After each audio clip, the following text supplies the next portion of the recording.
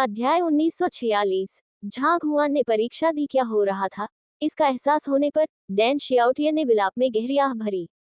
ऐसा लगता है कि मैंने केवल अपने शिक्षक की तलवार कला सीखने में कामयाबी हासिल की है, लेकिन मैंने अभी तक मौलिक तलवार के इरादे और इस तरह की समझ नहीं है। डॉट डॉट उसने सोचा था कि उसकी 10 साल की मेहनत से लग्न में एक तलवार मंडप में एक छोटा शिष्य बनना उसके लिए बहुत कठिन नहीं होगा। हालांकि ऐसा लग रहा था कि उसने अपनी क्षमताओं को कम करके आंका था। वह मुकाम तक पहुंचने से बहुत दूर था। यह कोई आश्चर्य की बात नहीं थी कि जूकिन संसाधनों की कमी नहीं होने और जूचेन के मार्गदर्शन में होने के बावजूद मुश्किल से एक शिष्य के रूप में इसे बनाया था। यह देखते हुए कि कैसे उसने अकेले तलवारबाजी का अभ्यास किया था और उस समय झेकी का उपयोग भी नहीं कर सकता था। डॉट डॉट सबसे अधिक संभावना है 0.33 मीटर भी उसके प्रशिक्षण का परिणाम था जब से वह अपने शिक्षक के अधीन आया था। अगर यह पहले होता तो संभावना है कि उसने कुछ भी इसको नहीं किया होता। मैंने केवल शिक्षक की तलवार कला के पीछे की गतिविधियों को सीखा है, इसके पीछे के सिद्धांतों को नहीं, लेकिन मैं पहले से ही तलवार के इरादे को यहाँ तक लाने में सक्षम हूँ। अगर मैं इसके पीछे की पूरी अवधारणा को समझता हूँ तो मुझे आश्चर्य होता है कि मैं कितना शक्तिशाली बन पाऊंगा, डैन शियाओटियन ने सोचा। वर्तमान डैन शियाओटियन एक ऐसे बच्चे की याद दिला रहा था जिसने रटकर गणित की समस्याओं को हल करना सीख लिया था। वह उत्तर प्राप्त कर सकता था, लेकिन यह पूछे जाने पर कि उसने अपने समाधान के पीछे एक विशिष्ट मॉडल या विवरण का उपयोग क्यों किया। डॉट डॉट ठीक है, उसका चेहरा पूरी तरह से खाली हो जाएगा। एक व्यक्ति और टू गैलेंट्री एक से अच्छी तरह वाकिफ हो सकता है इसे इतनी आत्मीयता से पढ़कर कि यह दूसरों की भावनाओं को जगाता है। हालांकि इसका मतलब यह नहीं था कि वे ली बाई की तरह एक कवि बन गए थे जो समय से परे छंदों के साथ आने में सक्षम थे। ऐसी स्थिति में होने के बावजूद डैन शियाओटियन की तलवार का इरादा 499 मीटर तक पहुंचने में सक्षम था। यदि वह अपने शिक्षक के सच्चे ज्ञान में महारत हासिल कर लेता तो उसे कोई संदेह नहीं था कि वह उससे कहीं अधिक हासिल कर सकता था। जिसके बारे में बात करते हुए इसका मतलब यह नहीं था कि उसके शिक्षक ने पहले ही 500 मीटर के निशान को पार कर लिया था। एक स्तर जो आरोही बादल तलवार मंडप से कहीं अधिक है। मुझे जल्दी से अपने शिक्षक के साथ अदला बदली करनी चाहिए ताकि वह भी इसे आजमा सके। कमरे से बाहर निकलते ही डैन शियाओटियन ने उत्तेजित होकर सोचा। यहाँ तक कि तलवार चलाने की कला भी जो उसने 1 या 2 दिन में सीखी थी, वह इतनी दुर्जेय थी। उन्हें इस बात में कोई संदेह नहीं था कि उनके शिक्षक एक नया कीर्तिमान स्थापित कर सकेंगे। डैन शियाओटियन को देखकर एल्डर लुयू ने उत्सुकता से पूछा, कैसा है? क्या आपने 30 मीटर से अधिक की दूरी तय की? माइबोएक्स नोवेल पर पढ़ना। कॉम कृपया। जबकि उन्हें विश्वास था कि डैन शियाओटियन पूर्वापेक्षा को पूरा करेंगे, उनका दिल मदद नहीं कर सकता था, लेकिन जब तक उन्हें जवाब नहीं मिला तब तक वे कांपते रहे। मैंने किया। डैन शियाओटियन ने लाल हो चुके चेहरे के साथ सिर हिलाया। सच में तलवारबाजी की उनकी अपनी समझ ने केवल 0.33 मीटर की अभिव्यक्ति का उत्पादन किया, लेकिन अगर उन्होंने स्वीकार किया तो उन्हें तुरंत बाहर निकाल दिया जाएगा। इस प्रकार बहुत सोच विचार के बाद उन्होंने कुछ समय के लिए इसके साथ जाने का फैसला किया। भविष्य में अपनी कमजोरी की भरपाई के लिए उसे बस बहुत अधिक मेहनत करनी होगी। एल्डर लू ने पहले यह सुनकर राहत की सांस ली कि डैन शियाओटियन ने अधिक जानकारी के लिए पूछताछ करने से पहले परीक्षा पास कर ली है। आपकी तलवार के इरादे का प्रकटीकरण कब तक था? उसने दूसरे दिन डैन शियाओटियन की तलवारबाजी देखी थी। यह कला का एक अविश्वसनीय काम था, जैसे कि बाहरी शिष्यों में से प्रथम वरिष्ठ हु जियांगे, इसके लिए कोई मुकाबला नहीं था। यह अपने आप में डैन शियाओटियन को शीर्ष कुछ आंतरिक शिष्यों में रखने के लिए पर्याप्त होना चाहिए। ठीक है, यह मेरा परिणाम है, डैन शियाओटियन ने जे टोकन के ऊपर से गुजरते हुए जवाब दिया।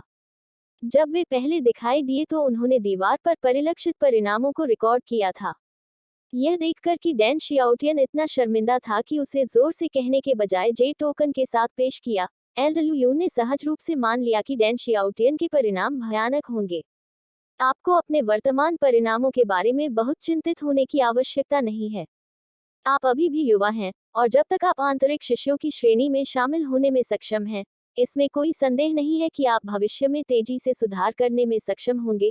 लेकिन इससे पहले कि वह अपनी बात समाप्त कर पाता, उसकी नज़र उस पर पड़ी जो जे टोकन पर लिखा हुआ था, और उसकी आंखें लगभग बाहर निकल आई थीं। 4-499 मीटर। अन डैन शियाओटियन ने लाल रंग के चेहरे के साथ सिर हिलाया। इतना स्पष्ट रूप से झूठ बोलना निश्चित रूप से शर्मनाक था। उद्धरण चिन्ह डॉट डॉट डॉट उद्धरण चिन्ह। एल्डर लू यून ने बारी बारी से डैन शियाओटियन की शर्मिंदा अभिव्यक्ति और उसके हाथ में जे टोकन के बीच बारी बारी से किया और उसने अपने बालों को उन्माद में जकड़ लिया। क्या आपके साथ कुछ गड़बड़ है? आपके शर्मिंदा रूप ने मुझे यह सोचने पर मजबूर कर दिया कि आप मुश्किल से 30 मीटर या उससे अधिक तक पहुंचे हैं, लेकिन वास्तव में आपका स्कोर 499 मीटर है। क्या आप जानते हैं कि आपके जैसे ही परिणाम प्राप्त करने के लिए कितने उग्र मूल शिष्य पसंद करेंगे, लेकिन ऐसा करने में असमर्थ हैं? आप पहले से ही तलवार देवता बनने की कगार पर हैं। क्या आप जानते हैं? इतना शक्तिशाली होते हुए भी तेरा चेहरा शर्म से लाल हो गया तेरे अंक पर। डॉट डॉट फिर मैं क्या हूँ? अपमान की एक चलने वाली अभिव्यक्ति। एल्डर लू यून को लगा जैसे उसकी गरिमा को उल्टा लटका दिया गया हो और उसे आगे पीछे कर दिया गया हो। उन्होंने बहुत से शिष्यों को देखा था जो अपने खराब परिणामों से परेशान थे, लेकिन यह पहली बार था जब उन्होंने किसी को इतने अच्छे परिणाम के साथ इस तरह की अभिव्यक्ति करते देखा था। नजारा ऐसा ही महसूस किया गया था कि कैसे जिस दिन परीक्षा परिणाम जारी किया गया था, आपने एक छात्र को देखा जो बिना रुके चिल्लाना शुरू कर दिया, तो आप उसे सांत्वना देने के लिए चले गए। काफी सांत्वना के बाद छात्र ने आखिरकार अपने दुख के पीछे का असली कारण बताया। 100 अंकों की परीक्षा में उसने केवल 99 अंक प्राप्त किए हैं, लेकिन आप, जो उसे सांत्वना देने गए थे, ने केवल 9 रन बनाए। एल्डर लू यून ने कभी नहीं चाहा था कि वह मौके से उतना ही गायब हो जाए जितना उसने उस पल में किया था। उसने पूछने से पहले 2 बड़ी सांसें ली। क्या आप महसूस कर रहे हैं? डॉट डॉट अपने परिणामों से शर्मिंदा हैं? हाँ, यह बहुत अजीब है। डॉट डॉट उद्धरण चिन्ह। डैन शियाओटियन ने शर्म से अपना चेहरा ढांक लिया। एल्डर लू यून का दिल गुस्से से इतनी जोर से धड़कने लगा कि उसे अपने आप को शांत करने के लिए बार बार अपनी छाती पर जोर से वार करना पड़ा। अब इस साथी से बात नहीं करना चाहता। उसने झांग शुवान की ओर मुड़ने से पहले एक और गहरी सांस ली और पूछा, क्या आप इसे भी आजमाना चाहते हैं? उसे डर था कि अगर वह डैन शियाओटियन से बात करना जारी रखता है तो वह हिंसक हो जाएगा। यह ठीक है तो झांग शुवान ने अपना रास्ता बनाते हुए सिर हिलाया। रास्ते में वह मदद नहीं कर सकता था, लेकिन सोचता था, जबकि मेरे इस छात्र ने मेरी तलवारबाजी के बारे में बहुत कुछ नहीं सीखा है, उसने मेरी विनम्रता और लो प्रोफाइल रवैये को अच्छी तरह से सीखा। इतना खराब भी नहीं। ऐसा लग रहा था कि वह एक प्रतिभा है जिसे ढाला जा सकता है। दरवाजे बंद करते हुए झांग जुबान स्वॉर्ड गॉड पेडेस्टल के पास गया। यहाँ तलवार क्यों नहीं है? झांग शुवान ने चारों ओर देखा, लेकिन कमरा बिल्कुल खाली था। तलवार तो दिखाई ही नहीं देती थी। एल्डर लू यून ने जो कहा था उसके अनुसार वहां तलवार होनी चाहिए थी। क्या ऐसा हो सकता है कि तलवारबाजी के मूल्यांकन के लिए तलवार की आवश्यकता न हो? यह बिल्कुल सही नहीं लगा। तब फिर से डैन शियाओटियन पहले भी वहां मौजूद थे, जिसका अर्थ था कि इसे बिना तलवार के करना संभव होना चाहिए। लेकिन फिर भी बिना तलवार के 499 मीटर की अभिव्यक्ति उत्पन्न करने में सक्षम होने के लिए मैं डैन शियाओटियन की प्रतिभा को कम करके आंक रहा था। डॉट डॉट उद्धरण चिन्ह। शायद तलवार भगवान पेडेस्टल ने उपयोग करने के लिए तलवारें उपलब्ध नहीं कराईं। पीछे मुड़कर देखें तो जिन शिष्यों को उसने बाहर देखा था, उनमें से अधिकांश अपनी पीठ पर तलवार लिए हुए थे। निस्संदेह हाथ में तलवार के बिना यह एक बहुत बड़ी बाधा होगी। डॉट डॉट इसके बावजूद लगभग एक ही का परिणाम प्राप्त करने के लिए उनके छात्र ने वास्तव में उन्हें निराश नहीं किया। चूंकि उसका छात्र तलवार के बिना इसे करने में सक्षम था, उसके शिक्षक के रूप में उसे कम से कम ऐसा करने में सक्षम होना चाहिए। इस प्रकार झांग हुआन ने एक ही बार में अपने सभी तलवार के इरादे को छोड़ने से पहले एक गहरी सांस ली।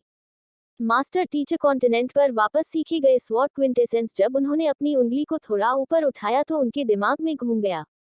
अविश्वसनीय रूप से संघनित तलवार ची का एक समूह उसकी उंगलियों पर इकट्ठा होने लगा। अपनी तलवार क्यूई के संचय के साथ एक सफेद धुंध कुर्सी से निकली और झांग जुबान के चारों ओर तेजी से जमा हो गई। लेकिन आगे बढ़ने के बजाय सफेद धुंध झांग शुवान की तलवार ची के साथ जुड़ गई। यह ऐसा था जैसे सफेद धुंध ने झांग शुवान के तलवार के इरादे को स्वीकार कर लिया था और उसके निर्देशों के बिना एक कदम आगे बढ़ने की हिम्मत नहीं की थी। यह नजारा देखकर झांग शुवान के होंठ फड़क गए। आखिर क्या चल रहा था? अगर ऐसा होता तो क्या इसका मतलब यह नहीं था कि तलवार के इरादे की उनकी अभिव्यक्ति 1 मीटर भी लंबी नहीं थी? निश्चय ही वह अपने ही प्रत्यक्ष शिष्य से कमतर नहीं था, है ना? अगर सच में ऐसा होता तो यह बहुत बड़ी शर्मिंदगी की बात होती। यह अस्वीकार्य है। मुझे और अधिक तलवार के इरादे को इकट्ठा करने और अपनी सीमाओं को पार करने की आवश्यकता है। झांग शुआन ने तलवारबाजी के बारे में बताया जो उसने स्वॉर्ड लेगून झांग कबीले में सीखी थी, और वह अवधारणा जो उसने पहली बार कबीले में प्रवेश करते समय महसूस की थी। डॉट डॉट वे स्वॉर्ड क्विंटेसेंस उसके दिमाग के चारों ओर घूमते थे, और उसके शरीर से एक अदम्य आभा फूट पड़ती थी। एक पल में ऐसा लगा कि वह एक विशाल तलवार बन गया है जो दुनिया को दो भागों में काट सकता है। होंग लंबा। जैसे जैसे उसकी तलवार की मंशा अपनी सीमा तक बढ़ी, कमरे में सफेद धुंध की मात्रा भयानक दर से बढ़ रही थी। पलक झपकते ही ऐसा लगा मानो कमरे में भयंकर आग लग गई हो। वहां तलवार के इरादे की सघनता के साथ मोटी सफेद धुंध द्रव में संघनित होने लगी थी। क्या यह अभी भी 1 मीटर से कम है? असंभव। झांग शुआन पहले ही इस हद तक जा चुका था, लेकिन जब उसने सामने देखा तो उसके तलवार के इरादे का प्रकटीकरण अभी भी 1 मीटर से भी कम था। यह कैसे संभव हुआ? उसके होंठ फड़क गए, और वह मौके पर ही लगभग बेहोश हो गया। ऐसा नहीं हो सकता था कि अपनी दुर्जेय तलवारबाजी के बावजूद वह अभी भी एक छोटे शिष्य के बराबर नहीं था, है ना? लेकिन अगर ऐसा होता, तो डैन शियाओटियन अपनी उस तीसरी स्तरीय तलवारबाजी के साथ 499 मीटर तक कैसे पहुंच सकते थे? मुझे विश्वास नहीं है। दुनिया की तलवार का इरादा, मेरी आज्ञा के अधीन आओ। झांग जुआन ने गहरी दहाड़ लगाई और उसकी जैन की और आत्मा तलवार के रूप में रूपांतरित हो गई। उसने हवा में रुके हुए तलवार के इरादे को अवशोषित कर लिया और उन्हें अपनी उंगलियों पर तलवार ची के संचय पर केंद्रित किया। अगर उसका शिष्य हाथ में तलवार के बिना इतना कुछ हासिल कर लेता, तो उसे मौत के घाट उतारना पड़ता। अगर वह ऐसा नहीं कर पाता, कोई बात नहीं, वह हार नहीं सकता था। यह डैन शियाओटियन के शिक्षक के रूप में उनकी प्रतिष्ठा और गरिमा के लिए था। तलवार गॉड हॉल में भीड़ के बीच एक युवक अपनी पीठ पर तलवार लिए खड़ा था।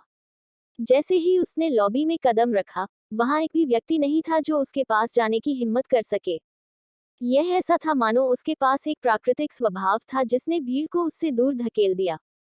तीखी हंसी हवा में गूंजती थी, और भीड़ एक बार फिर तितर-बितर हो जाती थी, जिससे एक और युवक के चलने का रास्ता खुल जाता था। जूनियर ये लियान, क्या आप यहाँ फिर से अपनी तलवारबाजी का मूल्यांकन करने आए हैं?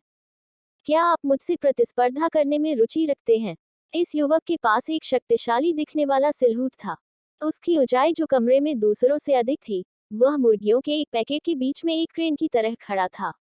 सीनियर हे यान, अगर आप मेरे साथ प्रतिस्पर्धा करना चाहते हैं, तो मुझे आपका साथ देने में बहुत खुशी हो रही है। ये लियान के नाम से जाने जाने वाले युवक ने शांति से उत्तर दिया। कृपया। उसने पहला कदम आगे बढ़ाने से पहले एक उज्ज्वल मुस्कान के साथ कमरों की ओर इशारा किया। ये लियान ने शालीनता से उसका पीछा किया और हे यान के बगल वाले कमरे में प्रवेश किया।